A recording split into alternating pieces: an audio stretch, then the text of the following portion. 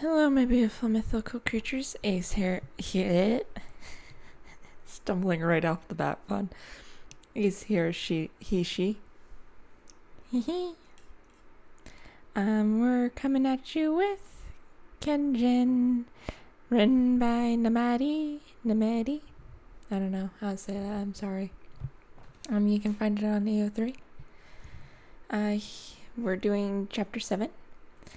Starting over doesn't mean forgetting. Summary. My kitten brought me another one. I guess I have 2 now. Queenie. There's only one trigger warning here today. And it's just Dabi stapling his hand back together. The boys deserve some chill. Yes, it literally says that. I love that.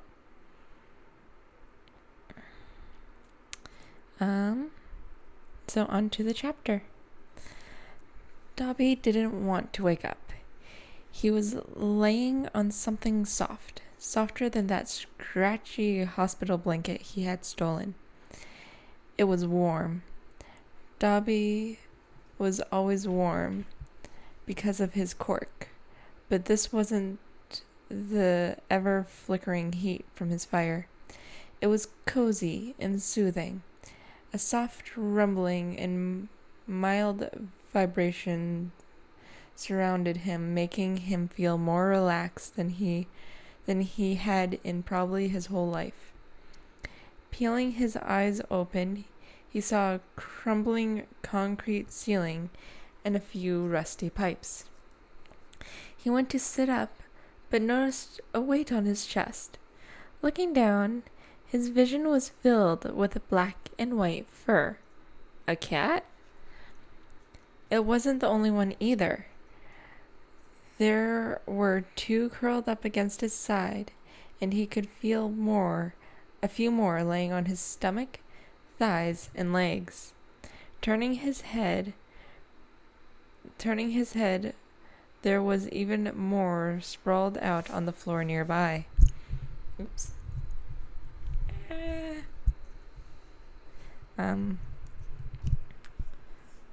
Lost where I am. There we are. He was in some kind of tunnel. The space extended in every direction until it was lost in darkness. A beam of golden sunlight spilled in from a grate in the ceiling.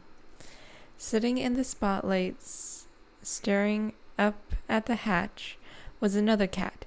It was huge, bigger than all the other cats, with patchy fur in black, white, and orange. It didn't seem to be basking in the glow. It was waiting for something. With a soft scrape of metal on concrete, the grate opened, and a shadow fell over the animal. Someone jumped in, landing in a crouch. The grate banged shut behind them. The cat meowed in greeting. The person meowed back and leaned down further, allowing the feline to hop up on their shoulders. Rather than standing, the person remained in a crouch, using their hands to pull them closer with little smooth hops. They settled against the opposite wall, and Dabi could make out a starburst burn scar in their cheek and long dark hair with feathers braided in it. It was the thing from the alley, just a boy even younger than him. The boy shrugged off the yellow backpack they were wearing. Rummaging inside, he pulled out a lumpy plastic bag. All the cats instantly scurried off Dabi and crowded around the kid. Crying and meowing, he untied the bag and dumped what looked like kitchen scraps on the ground. The cats dove in, each grabbing a morsel and taking it somewhere to eat. A soft coo snapped Dabi's attention back to the kid. He was holding a takeout container towards him. The smell of stir-fry made his mouth water, but he hesitated. He remembered how the kid had fought. A vicious growls and feral look in his eyes. He intimidated two grown men into running for their lives. Seeing Dabi's dilemma, the boy put the container and a pair of disposable chopsticks on the ground between them and shuffled back to give him space. Dabi snatched the food and shuffled back against his own wall. It was still warm, and Dabi's stomach rumbled in anticipation. There we go. He felt awkward with the chopsticks, having not used them for years. But it came back to him, and he started shoveling down the food. They ate in silence for a while. The big patchwork cat still draped... I'm so sorry. The big patchwork cat still draped over the kid's shoulders. The cat started wandering back to them as they finished their own meals. The boy looked a little sad when most of them chose to snuggle up with Dabi. Something sharp but pleasant settled in Dabi's chest. Some dormant big brother instincts woke up again, seeing the child upset.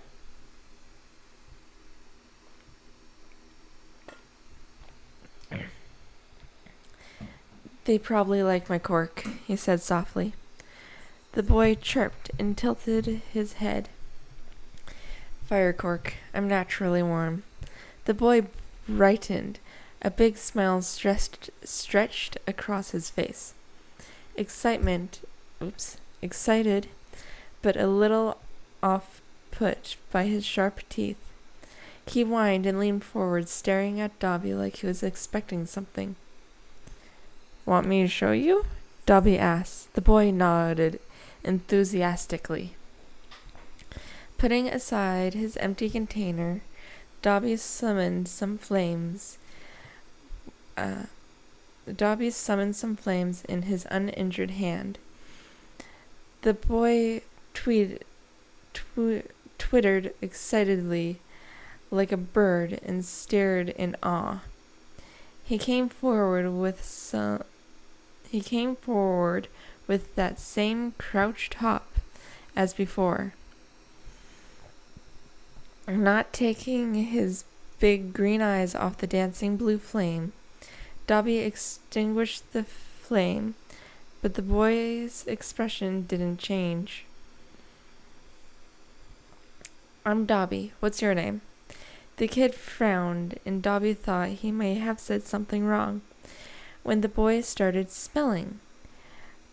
Dabi recognized an I and a Z, and he was pretty sure there was a K in there, but he was rusty at sign. You can't speak? The boy made the universal hand movement for sort of. You can speak, but you don't? He made the sort of gesture again. He looked frustrated with their predicament. Can you write? The boy brightened instantly. He hopped over to his bag and pulled out a notebook. He then came back, and when he came back, he found an open spot in the sea of cats to Dabi's left, and settled there. The big cat jumped off his shoulders, but stayed close. The boy scribbled in the notebook and turned it so the teen could read. Izuku. Your name is Izuku? Dabi asked. Izuku nodded. So why don't you speak? Forgot how. Well, that was concerning. How long did a person have to remain silent to forget how to speak? Where are we? In the tunnels under the city. It's safe down here. Dabi didn't doubt that. Not many people would know about the tunnels, and the ones that did wouldn't come down here. I'm guessing this is how Kaijin is able to disappear, huh? Izuku froze. He looked away, seeming to think over his answer before nodding once. I won't tell anyone. You saved me. I owe you that.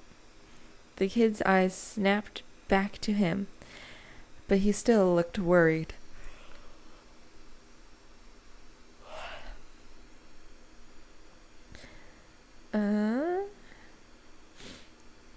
Dabi was about to say something else to reassure him when Izuku reached out and gingerly took his left hand. A couple of the staples were still holding on, but a few had ripped right out to reveal the raw red flesh underneath. The kid whined sadly, stroking his thumb just below the seam. Don't worry, it's happened before. Where's my bag? Izuku reached behind himself to just above where Dabi's head had been laying, and handed him his pillowcase. Dabi pulled out the staple gun. He had needed to replace a few staples in the past, but never this many at one time. This was going to suck. Bracing his wrist on his knee, he tilted his hand up so the skin came together and stapled it into place. He repeated the process, picking old staples out as he went, and finding it harder and harder to hold back a hiss of pain each time the metal shot into his hand. When he was done, he looked up at the kid, expecting to see disgust or fear, but he looked sad, confused, and angry. What happened? The kid wrote. It was Dabi's turn to look away. He could say it was a quirk accident. That wasn't entirely a lie, but something about this kid reminded him of himself. Something told him the kid would understand, and if that didn't make his big brother instincts burn brighter, then he was beyond broken. It's not my skin. I was in a coma for over a year, and some doctor used me to test artificial skin he had created. A deep growl ripped out of the kid. He looked absolutely furious. Dabi noticed that the claws had made an appearance, his fingers flexing like he wanted to draw blood. It's fine, Dabi soothed. Well, okay, it's not fine, but I managed to escape. I just have to get used to it.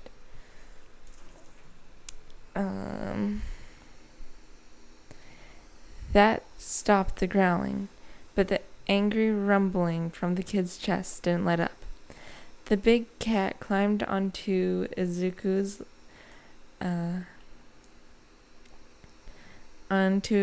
leg and started purring. He stroked her fur, and slowly the rumble became a purr. You okay, kid? Dabi asked. Izuku picked up the notebook again. I'm okay. I'm mad for you. No one should ever do what was done to us. Dabi's heart stopped. He didn't wish for his fate on anyone, but hearing that something similar may have happened to this kid, this sweet, ferocious little kid, made his own anger boil to the surface. Us? He asked. Izuku nodded. He reached for the hem of the long-sleeved shirt he was wearing and pulled it over his head. Dabi was about to ask what he was doing when his eyes were drawn to the large, Y-shaped scar cut across the kid's torso, and the letters and numbers tattooed into his collarbone like a label. Dabi's breath hitched, even as he acknowledged the almost sweet gesture. Dabi had shared his scars, so Izuku was sharing his. There were smaller cuts scattered all over him, and now that he looked closer, Dabi could see a long, thin line across his throat. Izuku held out his arm, and Dabi noticed the missing fingernails now that his claws were retracted, and how the skin of his fingers looked like someone had taken a gouger to them. Dabi's eyes roamed up the kid's arm until he locked onto the crescent.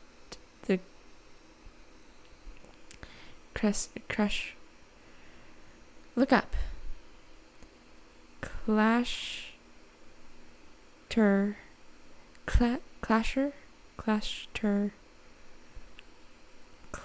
Clutter of purplish dots in the crook of his elbow. Those marks may have looked to last several. The marks may have looked the least severe, but the implications were horrifying. The kid was writing again. The throat was a punishment when I tried to run away. The chest was surgery. The rest were my mom before she sold me to be a test subject. And the track marks? Trigger. They wanted to test its effect on someone quirkless. Dabi lifted an eyebrow. You have a quirk, though. Late bloomer. Everyone thought I was quirkless. It's why my mom sold me. Give me a quick sec. I'm going to mumble a bit, but I need to text my mom back.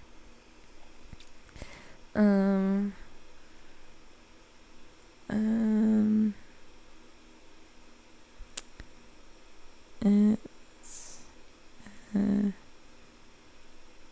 cute.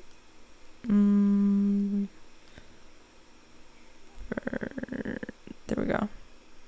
Boop. Dabi felt his fire pushing against his skin.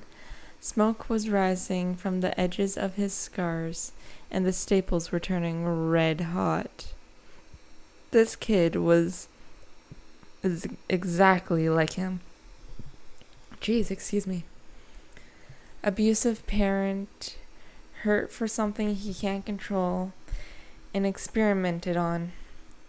Maybe the made the plaything of some psycho doctor. Dabi tried to rein in his emotions before he combusted, but his breathing was fast. The blood in his veins was boiling. Izuku wrapped their arms around him. Dabi struggled for a moment, afraid he would burn the kid. But Izuku clung on tighter. He made a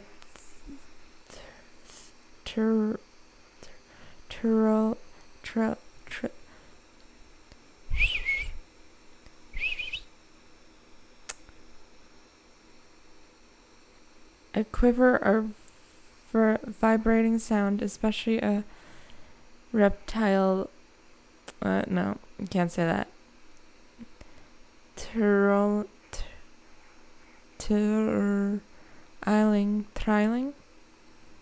noise. The sound vibrated against Dabi's arm. The feeling of Izuku purring and the rhythmic rise and fall of his chest helped Dabi regulate his own breathing and start to cool down. He wrapped his arm around the kid's shoulder and squeezed.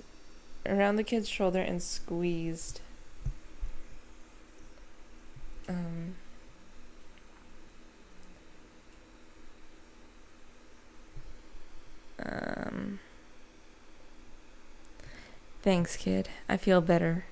Izuku cooed at him questioningly. I promise. I just got angry. Nothing that happened to us was fair. Izuku released his hold, but stayed plastered to Dabi's side, nuzzled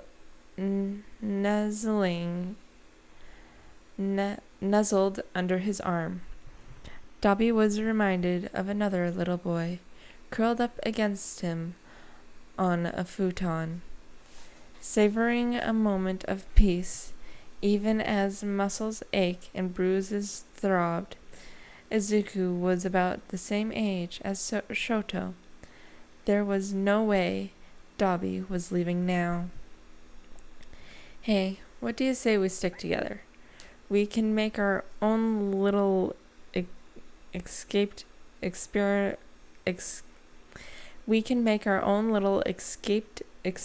support group.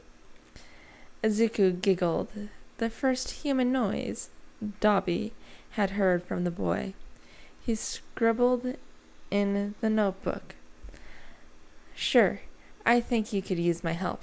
You suck at the whole homelessness thing. Dabi snorted and pinched the kid's shoulder. Were you watching me, cheeky little cryptid? Izuku sheepishly smiled, and that was all the answer he needed. Okay, we'll stick together, and you can teach me how to be a street kid. Dabi looked at the kid, bumping his head into his ribs to mean yes. Dabi and Izuku had been together for a couple of months. Izuku had taught Dabi everything he needed to know about surviving on the streets, and the teen was healthier and felt more free than he had ever felt. It wasn't an easy life, and there was always something to worry about, but Dabi felt confident that he could survive and that Izuku would be with him every step of the way. Izuku had shown Dabi his quirk not long after they teamed up. The vigilante had turned on his abilities one by one and showed the fire user each of the accessories that allowed him to borrow certain animal traits. The feathers in his hair were rooster and falcon. The 2 necklaces of bones were of rabbit and bat, and the 3 bracelets were of spider, cat, and lizard. Of course, the teen met Kiski. The reptilian scurried out of the boy's hair one night, nearly giving Dabi a heart attack, until Izuku explained she was his friend.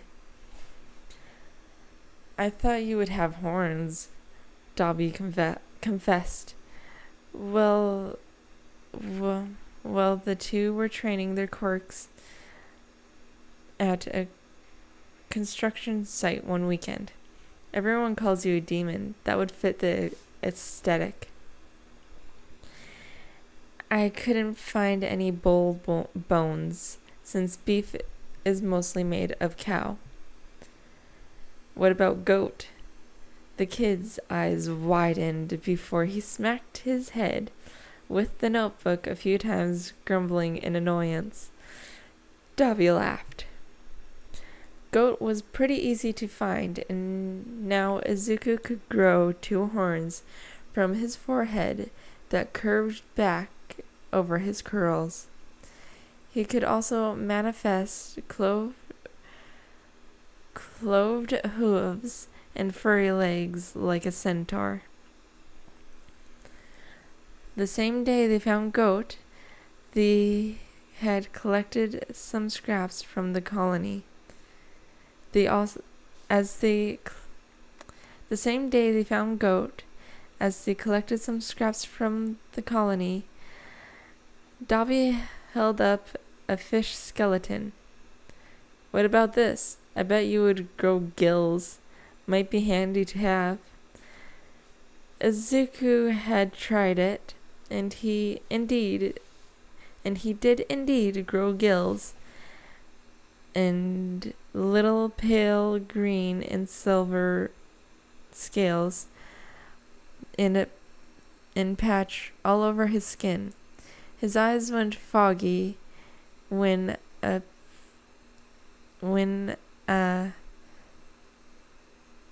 protective curve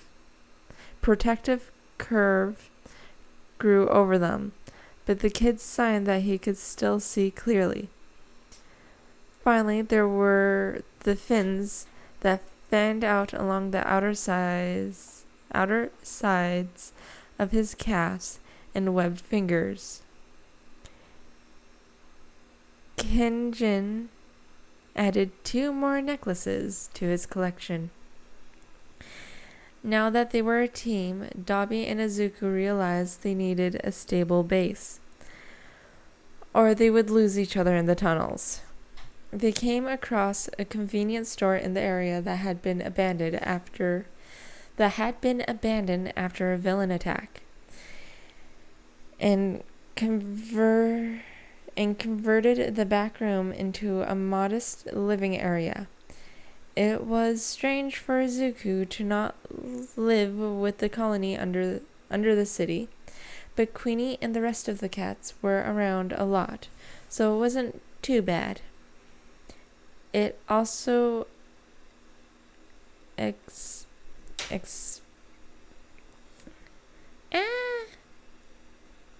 looking up, there we go, look up.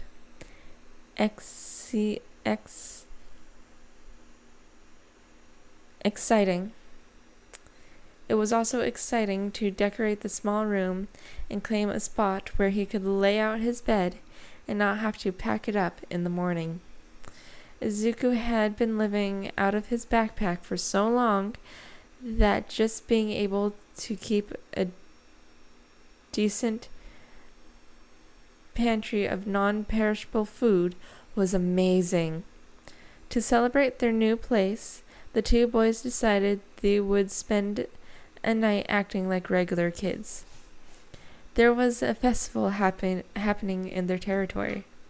When Izuku had excitedly pointed out the flyers, Dabi had hesitated.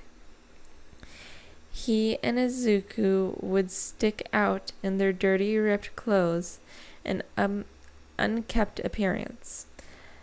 When he voiced his concerns to Izuku, the little vigilante had dug had dug in his bag and pulled out a wad of cash. The teen's eyes went wide and his jaw dropped. "You had money this whole time?" he yelled. The kid flinched and pulled back. He hunched his shoulders to make himself smaller. Dabi took a deep breath. "Sorry, Izu. I was just surprised." Dabi pulled out the notebook he kept on him so he could always talk to Izuku. "Can you explain where you got the money and why you don't use it?" Izuku uncurled himself and seemed surprised that Dabi was giving him a chance to explain. "I stole it from criminals I fought. I try not to use it because I've learned how to get most of what I need for free." Dabi read the answer and had to admit the kid was making sense. It wasn't a fortune, so he kept it for a rainy day, and they both knew that rainy days, when you were homeless, was more like hurricanes. "Why are you showing me now?" "For the festival. We will get some new clothes and buy some foods from the stands. Let's really celebrate." Izuku's eyes over the notebook as he held it up for Dabi to read were sparkling. How long had it been since either of them had done something just to enjoy it?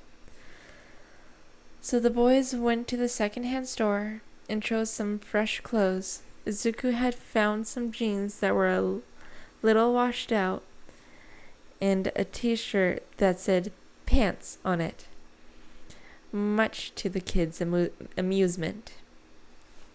He was ecstatic when he found a pastel blue hoodie with "Put Your Hands Up Radio" printed on it in bright yellow. Dabi found some distressed black jeans and a black denim jacket. He picked up a white t-shirt to go under it. It was simple, but the crisp white shirt made him feel clean. Dabi insisted they had to do something about their hair, so they found a public washroom and took turns cleaning out the grime in the sink, brushing away the knots. Izuku's hair took ages. His curls were past his shoulders. "Do you want me to cut it a little? I used to cut my brother's hair." Izuku nodded and fished the scissors from the medical kit. As Dabi began cutting, the kid chewed on the strings of his hoodie. After a few minutes, he tapped twice on the counter, indicating he wanted the teen to look at him. Dabi glanced in the mirror. "Brother?" Izuku signed, knowing Dabi would understand. The teen had picked up a book on sign language at the library. He still wasn't very good, but he could understand Izuku's simpler statements. Dabi paused, not having realized he had dropped that little tidbit. "Yeah," Dabi answered, and he began cutting again. "A little brother. Our father didn't like us leaving the house, so I had to cut his hair occasionally. My sister would cut mine when it got too long for Dad to ignore. I had another brother too, but I wasn't allowed to see him. Or my sister much. Our dad thought they were failures because their quirks were weak, or non-existent in my middle brother's case." Dabi continued rambling,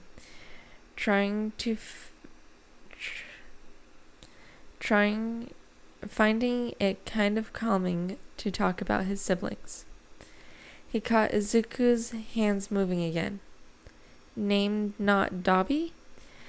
He signed. Dabi smiled a little. The kid was too smart. Cremation was a little too on the nose for a fire wielder. No, Dabi is what the doctor called me. He didn't even know my quirk. I think he called me that because of the burns. The kid chewed his lip before tapping on the counter again to make sure Dabi was looking. Subject 11. His finger spelled it slowly, so Dabi's inexperience in the mirror would... He finger spelled it slowly, knowing Dabi's inexperience in the mirror would make it difficult to understand, but Dabi understood. Is that what they called you at that place? Izuku nodded. His hand unconsciously coming up to rub at where the tattoo was. Jeez, excuse me. I like Izuku much better, Dabi said, as he ran his fingers through Izuku's shortened curls, making the boy purr. The festival was loud and bright. Dabi had to keep a close eye on the little shapeshifter as he darted from stand to stand. They got a few looks because of the excited chirps and mews Izuku would let out, but he looked too happy to make him stop. Izuku eventually reeled in his energy enough to buy some katsudon, and Dabi grabbed some curry. They ate outside a cafe decorated with lanterns. Izuku picked out some small bits of pork and put it in his hair for Kitsuki after making sure no one was watching. They grabbed some mochi for dessert and played some games. The pair faced off at Bikoma.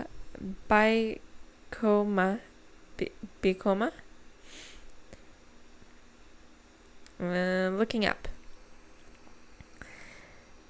That did nothing but thank you, I guess. Bikoma. Dabi playfully trash-talking Izuku as their tops clashed and skidded around the dome.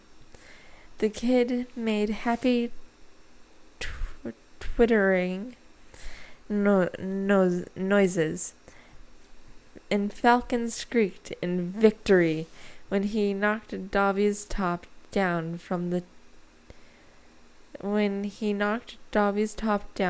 the tiebreaker. Izuku didn't stand a chance at Kingyo Saki, though. What is that? Let's see if looking it up will help. Look up. I think it's goldfish scooping, but I could be wrong. Dabi was pretty sure the goldfish identified him as a predator, even with his cat traits off, and kept their distance. I was right.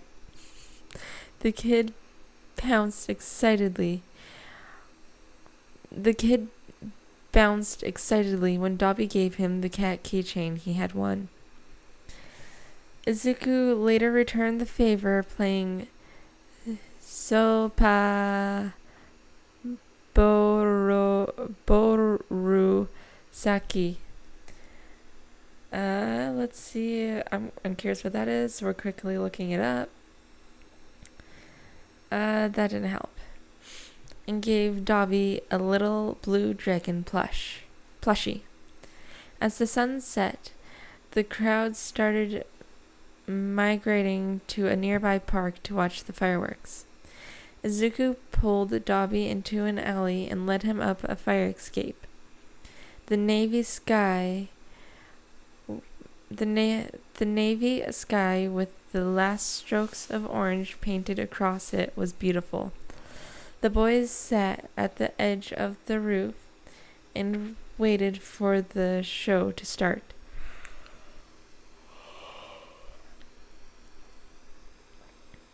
Izuku had Kisuke crawling through his fingers as he giggled. When the fireworks burst above them, Dabi pulled Izuku in close and ruffled his hair. You have fun, little cryptid? Izuku grinned and bumped the teen's shoulder with the top of his head, purring loudly. Dabi was in awe of the kid. Scarred and traumatized and forced to grow up way too fast, but sweet and kind. He was fiercely protective, both as Izuku and as Kaijin. A force of chaos that pulled you in like a tornado. Izuku would do anything for him. Toya. The fire user found himself whispering into his adopted brother's curls. My name was Todoroki Toya. Izuku hugged him just a little tighter.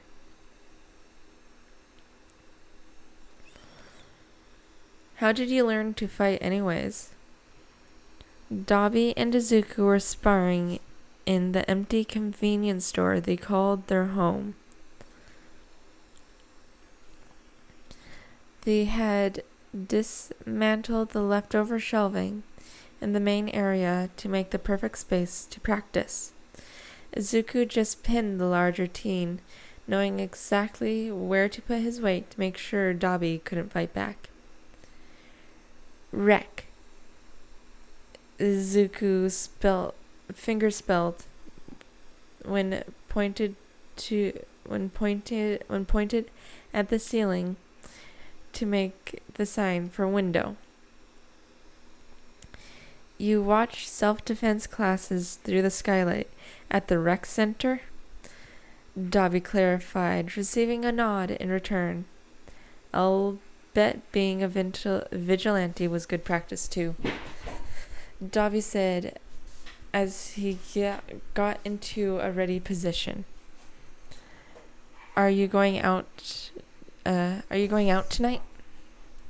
Izuku nodded and lowered into a half crouch. He always started with. He sprung forward and jabbed at Dabi's face. Dabi jumped back, knowing that if he just leaned his face away, the kid would go for his torso instead. The two traded blows for a few minutes. This was the last bout of their session, so they were mostly just cooling down.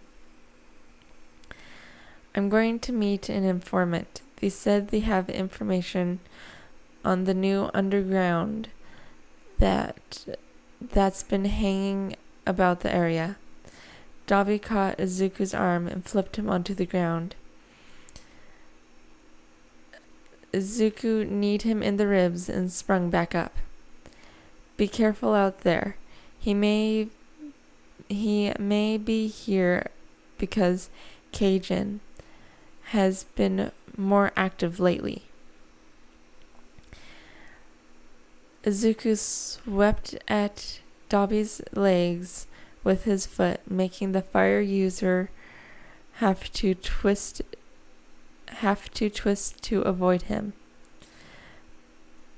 By the time he was stable again, Izuku was ducking under Dabi's arm, hooking his hand over his shoulder and throwing him to the ground. As Dabi caught his breath, Izuku crouched beside him with a wide grin. Good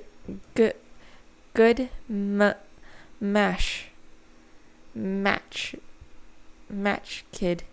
with a ch sound. Match. The ch came out sharp and fast, like he was spitting it out. We'll work on it, Dabi assured him. They had discovered that Izuku didn't so much forget how to talk as much as he forgot how to use his mouth to form human sounds.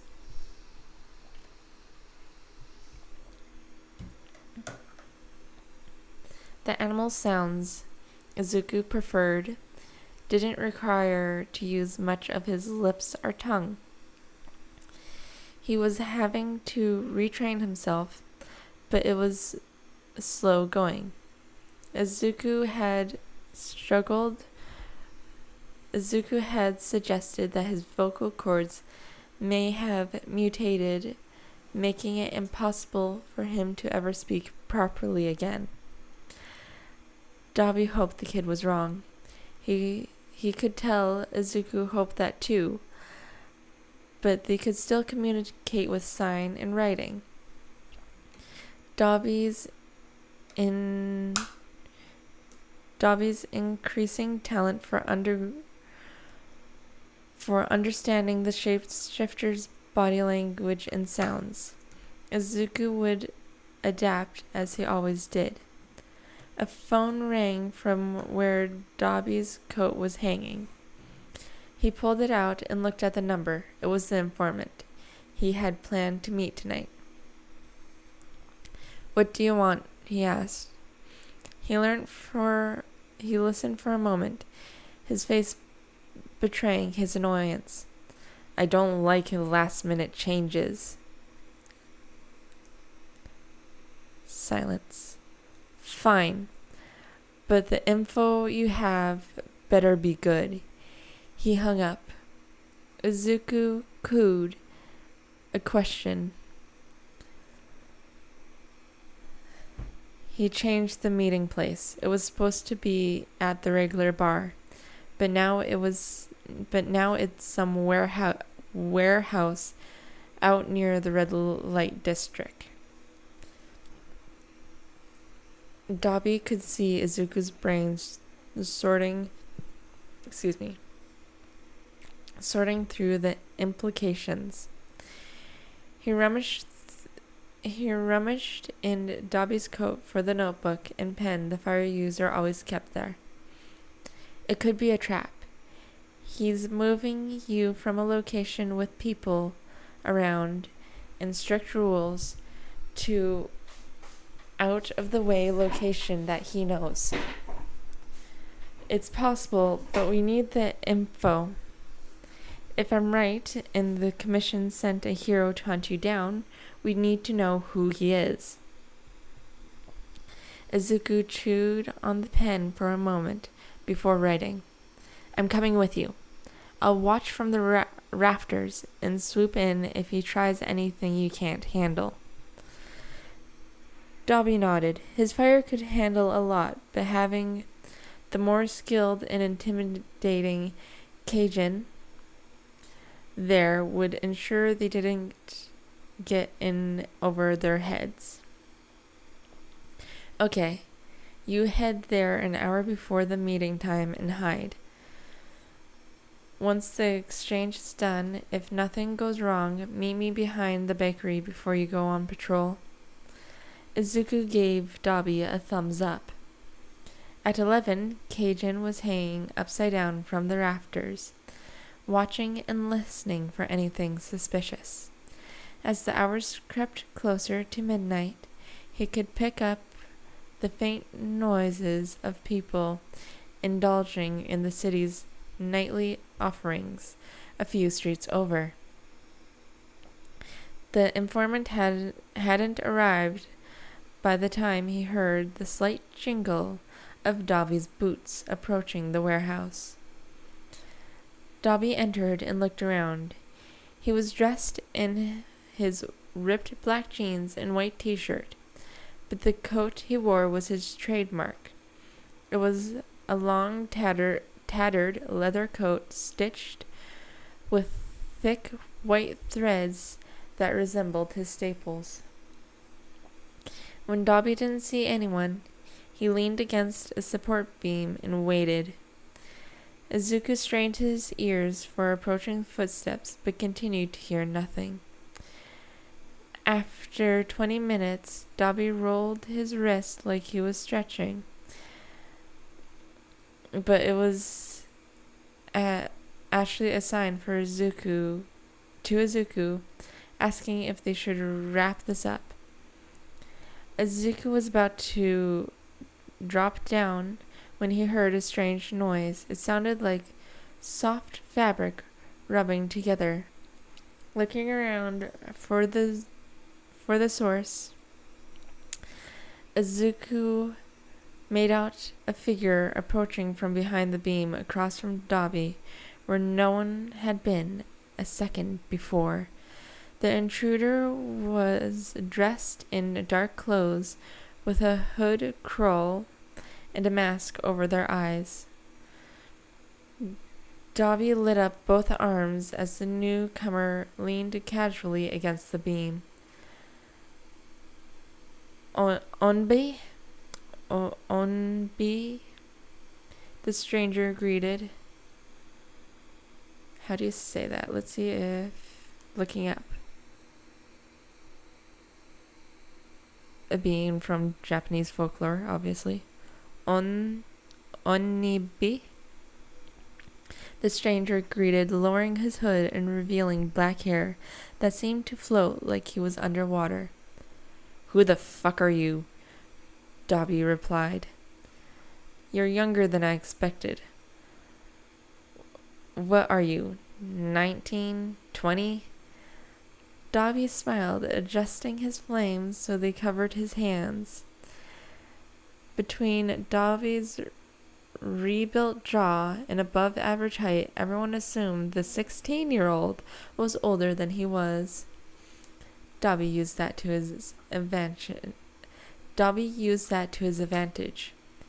That information will cost you. Not what I'm here for. The man said with a casual wave of his hand. What are you here for then? You're not who I was supposed to meet. I want information on a vigilante in the area, and you need information about the underground hero. How about we trade? Depends on what you know. I know quite a lot. He's a Virgo. He's allergic to shellfish, and he pulled a lot of strings to get this meeting. Dabi's flames brightened. On the roof, Izuku activated Sticky Feet and silently made his way to the top of the support post Dabi had his back on.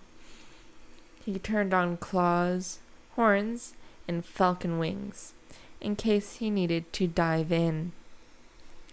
You're the underground hero, Dabi said, his flames dancing wildly. The name's Night Jumper. I heard you were the man to talk to if I wanted to meet Kaijin. When Dabi stayed silent, the hero sighed and held up his hands placatingly.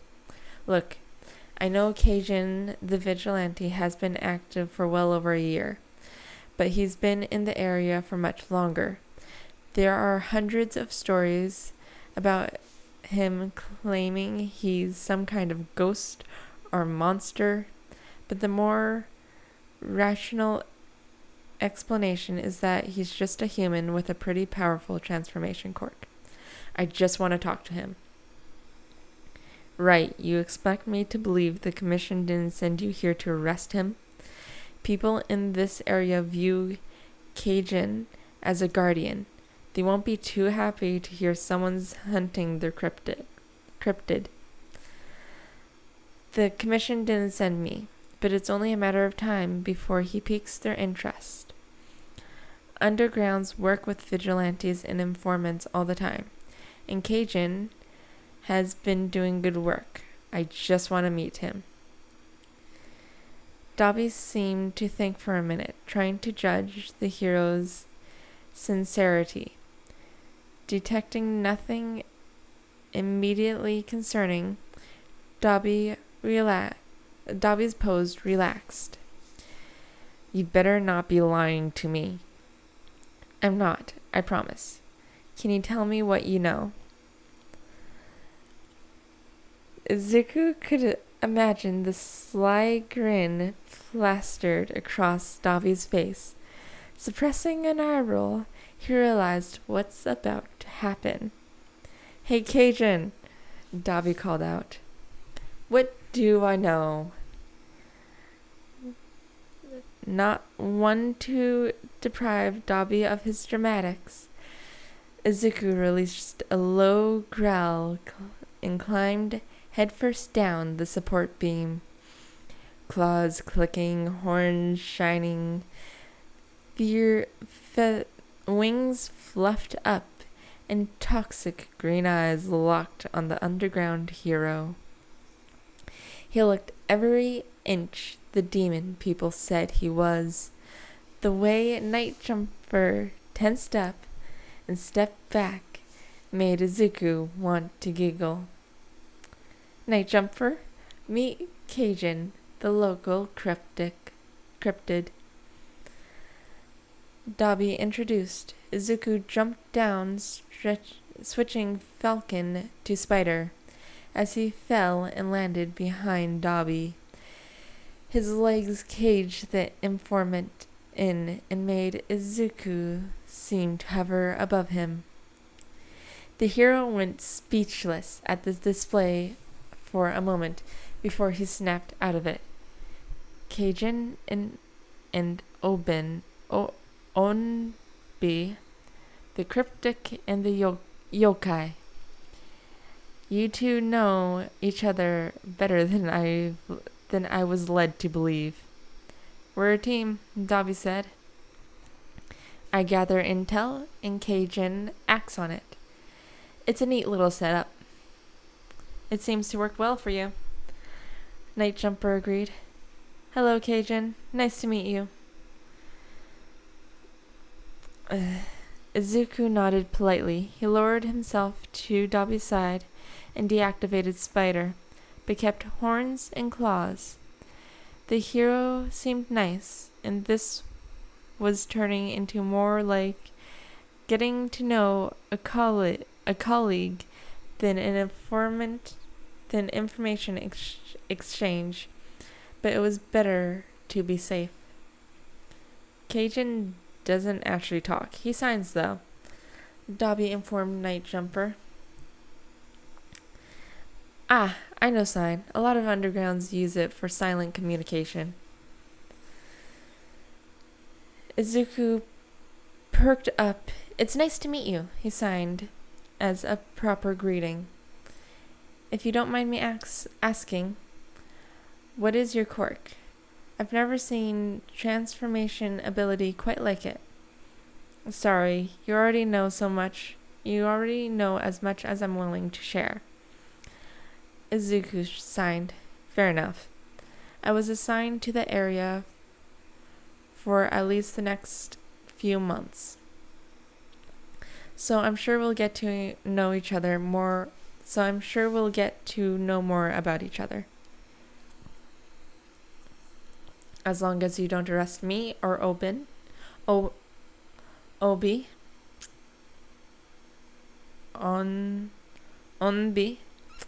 I'm happy for the help, Izuku told him. I have no plan to interfere, Night Jumper assured the pair. Now we both have patrols to get back to, so I'll take my leave. Don't be a stranger, Dabi said, handing the hero a strip of notebook paper with his number. I trade information for information or cash. Burn that once you save it in your phone. Don't share it, or you can consider yourself excommunicated. Night Jumper saluted Dabi and waved to Izuku before stepping into the shadows and disappearing. With the hero gone, Izuku immediately started twittering excitedly and crouch hopping over to inspect where the man had last been. You'll have a chance to ask about his quirk next time you see him, kid. Dabi laughed. Izuku huffed a little at having to wait to study such an interesting quirk, but Dabi continued. He seems genuine, but still be careful. I may be able to convince people I'm of age, but there's no way to hide you're a minor.